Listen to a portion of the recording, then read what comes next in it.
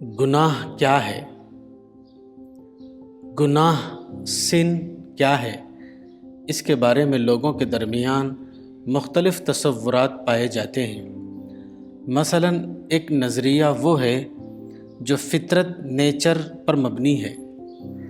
ان لوگوں کا کہنا ہے کہ انسان کی فطرت ہی میں گناہ کے اسباب موجود ہیں، اس لیے انسان مجبور ہے کہ وہ گناہ کرے۔ یہ رائے ان لوگوں کی ہے جن کو جبریہ کہا جاتا ہے۔ دوسرا نظریہ وہ ہے جو تربیت نرچر پر مبنی ہے۔ اس نظریے کے ماننے والوں کا کہنا ہے کہ پیدائشی طور پر انسان سادہ ورق کی مانند ہوتا ہے۔ گرد و پیش کی دنیا یا سماجی حالات مرد یا عورت کو گناہ کی طرف لے جاتے ہیں۔ گویا گناہ کے فعل کا ذمہ دار خارجی سماج ہے، نہ کہ خود انسان۔ گناہ کا تیسرا تصور وہ ہے جو خصوصی طور پر مسیحی چرچ سے تعلق رکھتا ہے۔ اس کے مطابق پہلے انسان آدم نے جنت میں ایک گناہ کیا، جس کو مسیحیت میں معصیت اصلی اوریجنل سین کہا جاتا ہے۔ انسان اول کے اس گناہ کے سبب ساری نسل انسانی گنہگار ہو گئی۔ اب اس کے لیے پاک ہونے کی کوئی صورت نہ تھی، چنانچہ خدا نے اپنے بیٹے کو دنیا میں بھیجا تاکہ وہ مصلوب ہو کر لوگوں کے گناہوں کا کفارہ بن جائے۔ گناہ کے بارے میں اسلام کا تصور ان سب سے مختلف ہے۔ اسلام کے مطابق انسان موجودہ دنیا میں امتحان ٹیسٹ کے لیے پیدا کیا گیا ہے۔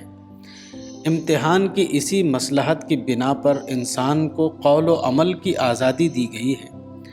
انسان کو پورا اختیار ہے کہ وہ جس طرح چاہے زندگی گزارے اور جس طرح چاہے زندگی نہ گزارے۔ اس اختیار کو قرآن میں الامانہ کہا گیا ہے۔ قرآن میں بتایا گیا ہے کہ اللہ نے انسان کو آزادی دینے کے ساتھ یہ بتا دیا ہے کہ فکر اور قول اور عمل کا کون سا طریقہ اس کے لیے درست ہے اور قول و عمل کا کون سا طریقہ اس کے لیے درست نہیں۔ قرآن کے مطابق انسان کو اس دنیا میں یہ اختیار تو حاصل ہے کہ وہ آزادی کو جس طرح چاہے استعمال کرے، مگر اس کو یہ اختیار حاصل نہیں کہ وہ آزادی کے استعمال کے نتائج کو اپنے اوپر اثر انداز نہ ہونے دے۔ مثلاً انسان یہ اختیار رکھتا ہے کہ وہ آگ کے انگارے کو اپنے ہاتھ میں لے یا نہ لے، لیکن آگ کے انگارے کو اپنے ہاتھ میں لینے کے بعد اس کو یہ اختیار نہیں کہ وہ اس فعل کے انجام سے اپنے آپ کو بچا سکے۔ اس سے معلوم ہوتا ہے کہ اسلام کا تصور گناہ کیا ہے۔ اسلام کے نزدیک گناہ یہ ہے کہ آدمی اپنی آزادی کو غلط استعمال کرے۔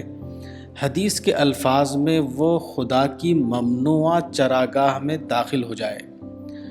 گناہ کی پہچان کیا ہے؟ اس کی ایک خارجی پہچان ہے اور ایک داخلی پہچان۔ خارجی پہچان سے مراد خدا کی کتاب ہے۔ خدا کی کتاب قرآن میں واضح طور پر یہ بتا دیا گیا ہے کہ وہ کون سی چیزیں ہیں جو خدا کے نزدیک گناہ ہیں اور جن سے آدمی کو بچنا چاہیے۔ گناہ کی داخلی پہچان انسان کا ضمیر کانشنس ہے۔ قرآن کے مطابق انسان کے اندر پیدائشی طور پر نیکی اور بدی کی تمیز رکھ دی گئی ہے۔ اسی طرح پیغمبر اسلام نے فرمایا کہ گناہ وہ ہے جو تمہارے دل میں کھٹکے اور تم کو یہ ناگوار ہو کہ لوگ اس کو جان لیں۔ قرآن میں بتایا گیا ہے کہ انسان صحیح فطرت پر پیدا کیا گیا ہے۔ یہی بات حدیث میں بھی بتائی گئی ہے، کل مولود یولد علی الفطرہ۔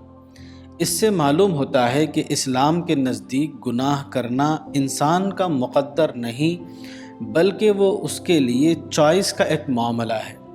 انسان کو شیطانی طاقتیں بہکاتی ہیں، اسی طرح سماجی اسباب اس کو غلط راستے کی طرف لے جاتے ہیں۔ اب اگر کوئی شخص ان اسباب سے متاثر ہو کر گناہ کرے تو وہ امتحان میں ناکام ہو گیا۔ اس سلسلے میں اسلام کی دوسری تعلیم یہ ہے کہ گناہ کی تلافی ممکن ہے۔ اگر آدمی گناہ کے بعد توبہ کرے اور آئندہ وہ اس سے باز رہے تو وہ اللہ کے نزدیک قابل معافی ٹھہرے گا۔ کتاب مطالعہ حدیث مولانا وحید الدین خان، صفحہ نمبر 137 138۔